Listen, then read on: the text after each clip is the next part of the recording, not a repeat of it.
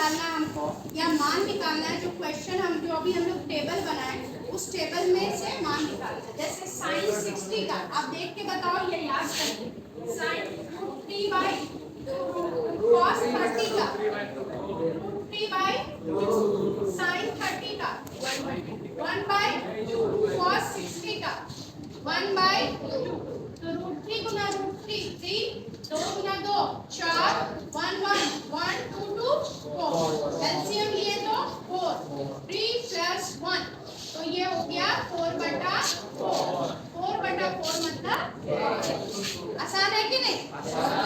शुरू में आसान है। और एक बार साइन 60 √3/2, cos 30 √3/2, साइन 30 1/2 और cos 60 1/2, √3 गुना √3 3/4 हो गया, 1 into 1 1/4, दोनों का एलसीएम क्या हो गया 4, 3 plus 1 क्या हो गया 4, 4 कैंसिल, आंसर आपका कितना आ गया 1 आया। नेक्स्ट देखो tan 45 का कितना होता है 1 का स्क्वायर, क्योंकि स्क्वायर दिया हुआ है। cos 30 का कितना होता है √3/2, इसका स्क्वायर। sin 60 का कितना है √3/2 स्क्वायर। अब आप देखिए एक ही चीज प्लस और एक ही चीज माइनस, तो क्या हो जाएगा कैंसिल, और 2 into 1 का स्क्वायर 1, तो आंसर कितना आ गया 2 है कि नहीं? बस वैल्यू बैठाना है और जैसे जो करना प्लस करना तो प्लस, माइनस तो माइनस, या जो आगे हम लोग थोड़ा और भी कुछ करेंगे इसको। यहाँ 10 का 1 का स्क्वायर तो 1 हो गया, ये cos स्क्वायर 30 √3/2 का स्क्वायर, sin स्क्वायर 60 √3/2 का स्क्वायर, तो √3/2 का स्क्वायर एक बार प्लस और एक बार माइनस है, तो प्लस माइनस कैंसिल। अब 2 into 1 2, तो आंसर मेरा क्या आ गया 2 आ गया। ठीक है, इसका त्रिकोणमितीय अनुपात हम लोग लास्ट क्लास में किए थे, वो कौन कौन सा था sin theta, cos theta, tan theta, sec theta, cosec theta, और क्या था और sin cos tan cot theta.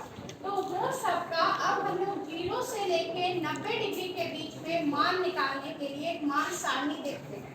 इसमें आप एक लाइन याद करेंगे, बाकी अपने आप बन जाएगा। देखो कैसे, सबसे पहले थीटा लिखते हैं, फिर 0, फिर 30, फिर 45, फिर 60, फिर 90।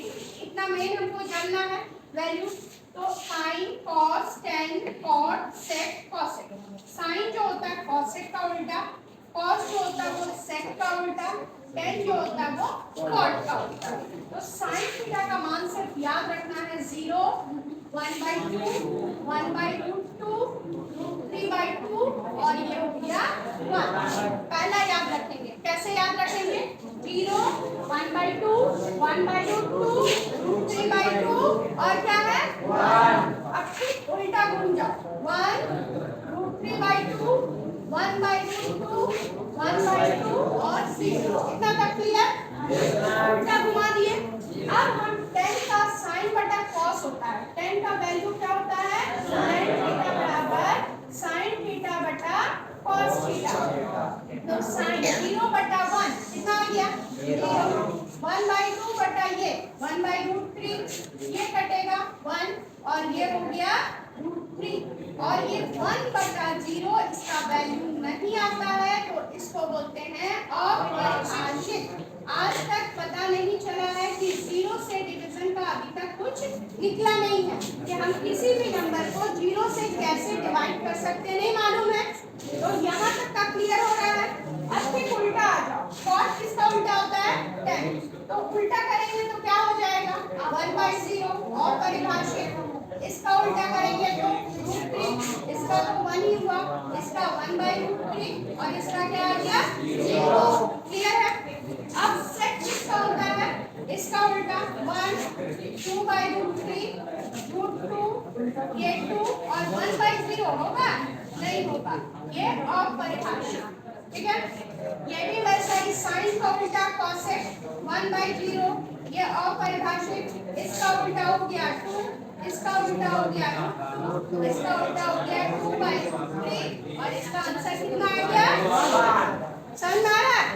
ये टेबल आप याद कर सकते हैं इसी तरह से। से पहला लाइन याद करेंगे 0 1/2 1/√2 √3/2 1 फिर 1 इसका उल्टा घुमा इसको इससे भाग दे दिए साइन को साइन cosec उल्टा cos sec उल्टा tan cot उल्टा लेकिन जहां पे 0 से भाग होगा वो अपरिभाषित है अर्थात उसका आंसर अभी तक हमको नहीं मिला है। ठीक है इसको नोट करो फिर अब हम लोग इससे क्वेश्चन बनाएंगे। सूत्र छोड़ के एक और मेथड है जिसको हम लोग बोलते हैं गुणनखंड विधि अर्थात फैक्टराइजेशन। फैक्टराइजेशन मतलब हम उसको तोड़ेंगे टुकड़ा में। हाँ तो 3x² - 5x + 2 = 0 ये विधि भी है। अगर आपको वहाँ मेथड या विधि नहीं दिया है तो आप इसका यूज कर सकते हैं अगर समझ में आता है। तो इसमें आप सबसे पहले a बताओ कितना है b कितना है -5 c कितना है 2। ठीक है a बराबर पीछे बेंच के बॉयज भी थोड़ा बोलो आवाज निकालो समझो क्या है हम बढ़ा रहे हैं। a बराबर 3 c बराबर -5 c बराबर 2। ठीक है अब पहला स्टेप क्या है a और c को गुना करना। a और c a कितना है 3 c कितना है 2 तो 3 दूनी कितना हो गया 6। अब 6 को ऐसा पहाड़ा में तोड़ो या तो प्लस करो या तो माइनस कि मेरा बीच वाला आना चाहिए। बीच में b कितना है 5 तो ये 5 आना चाहिए। कितना आना चाहिए 5। तो भाई 6 को हम कितना कितना पहाड़ा में कर सकते हैं 2 6 गुना 1 3 गुना 2 हो सकता है। अब इसमें 3 को 2 से जोड़ेंगे तो 5 आ जाएगा।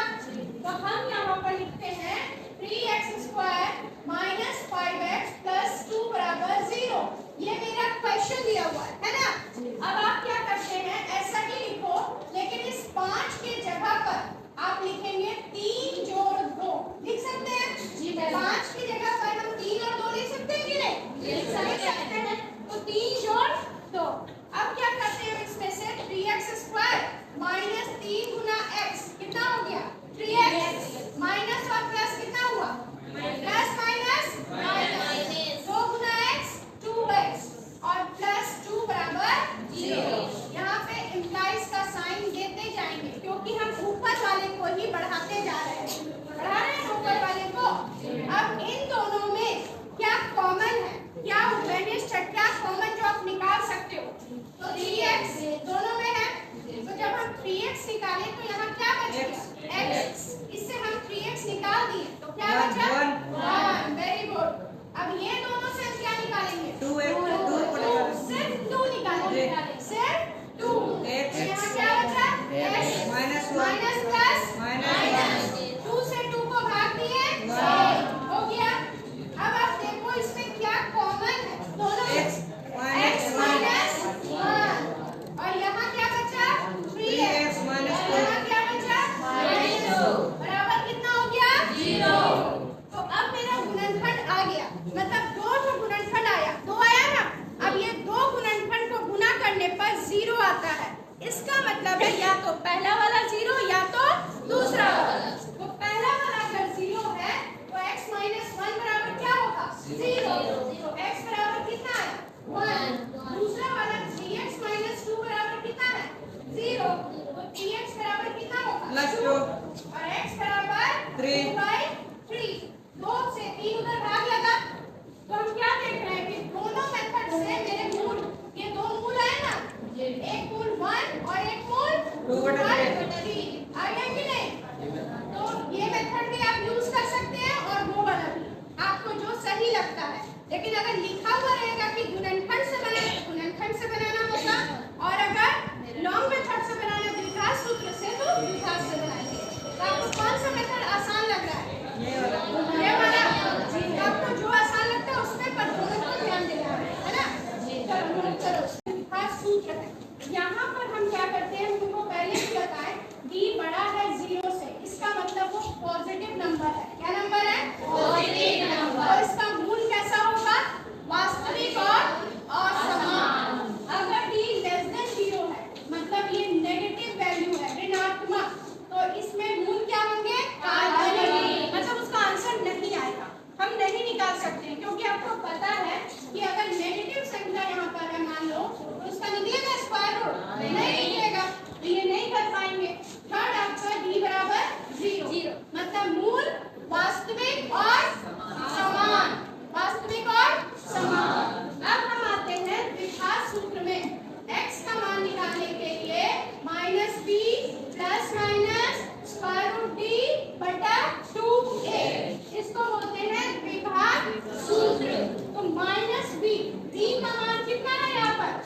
डी का मान -5,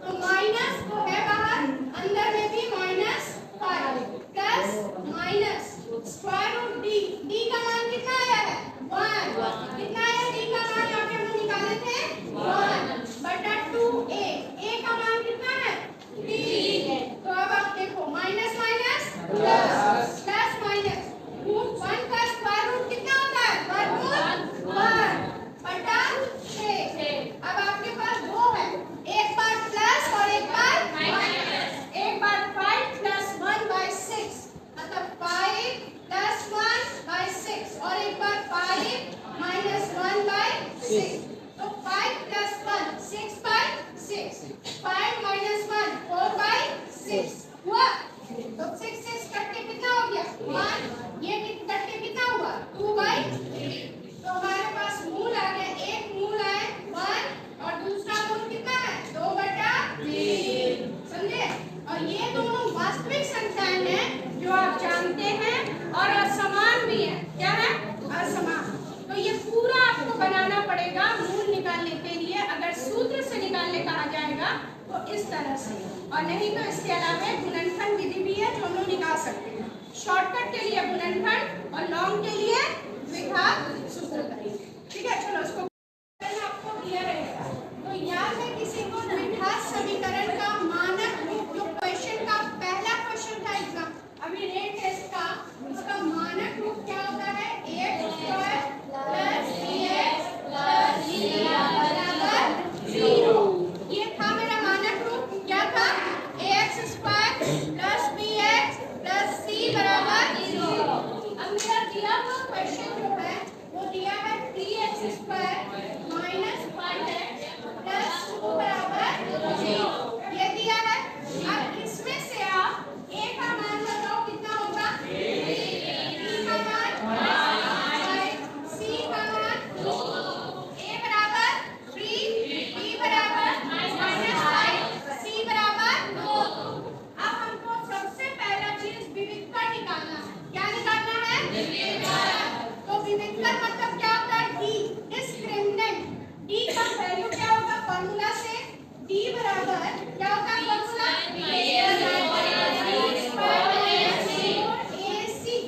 b स्क्वायर माइनस 4ac, तो b का मान बैठाएंगे -2 का, यहाँ पर b कितना है -5 है, b का मान कितना आ रहा है मेरा -5 -5 का स्क्वायर -4, a का मान कितना है 3, c का मान कितना है 2 बराबर 0, अब इसको करो -5 का स्क्वायर करेंगे तो कितना होगा 25, और इधर 4 दिया 25 में 1 24 गया तो 1 जो है वो 0 से बड़ा है कि नहीं बड़ा है, तो इसका मूल कैसा होगा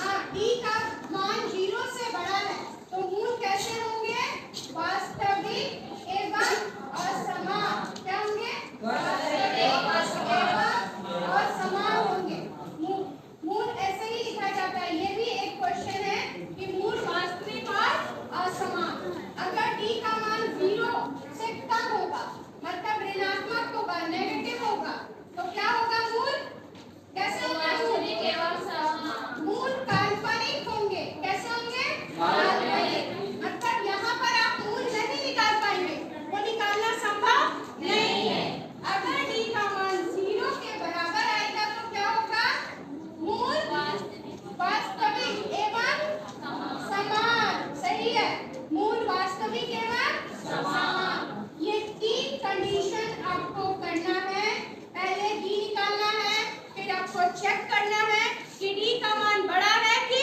छोटा है, अगर d बराबर है 0 के तो मूल वास्तविक और समान, अगर बड़ा है 0 से तो मूल वास्तविक और असमान, और 0 से कम है तो मूल क्या होगा काल्पनिक, मतलब वो मूल हम लोग अभी नहीं निकाल पाएंगे, वो हम लोग क्लास 11 में निकालते हैं, उसका अलग फॉर्मूला बनेगा वो आप पढ़ेंगे उस समय, तो अभी ये चीज सबसे पहले लिखना है, ये समझ में आया, ये इसको लिख लो फिर हम लोग इसके आगे बढ़ेंगे।